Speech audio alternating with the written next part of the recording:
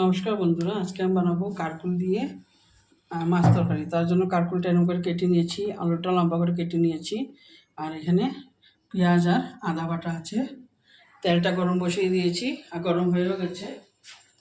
পুরনো আমি একটু গোটা জিরা দিয়ে দিচ্ছি।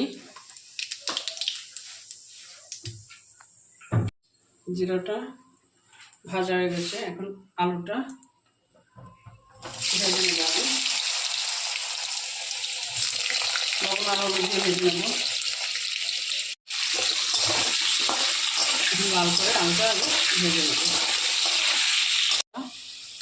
একসঙ্গে ভেজে নেবো। আলুটা একটু ভেজে ভাজা হয়ে গেছে, কারকুলটাও ভেজে নেব।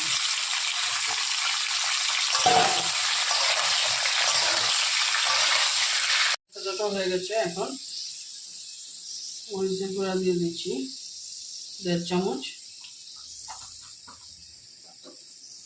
নুনটাও দিয়ে দিচ্ছি 1 চামচ একটু বেশি, হলুদটা দিয়ে দিচ্ছি 1/2 চামচ। এখন ভালো মতো কষিয়ে নেব।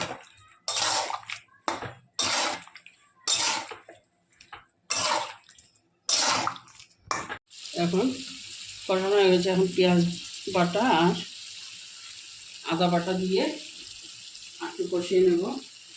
আর মিক্সচারটার মধ্যে একটু জল দিয়ে, পেঁয়াজ আর আদাটা লেগে গেছে তার জন্য দিয়ে দিচ্ছি, দিয়ে একটু সময় ভালো মতো কষিয়ে নেব।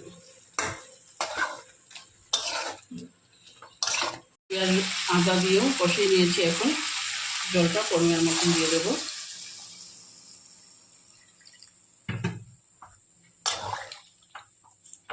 ঝোলটা জাল উঠে যাও, তারপর মাছটা দিয়ে দেবো। এখন মাছটা দিয়ে দিচ্ছি, দিয়ে ভালো মতো একটু জাল তুলে নেব। তুলে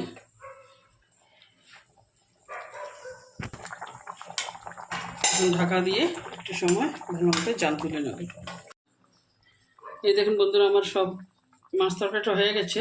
এখন আমি গ্যাসটা অফ করে দিয়ে একটু পরে পরিবেশন করে নেব। আমার কারকুল দিয়ে মাছ তরকারিটা হয়ে গেছে। ভালো লাগলে অবশ্যই লাইক করবেন, শেয়ার করবেন, সাবস্ক্রাইব করবেন, কমেন্ট করবেন। Thank you.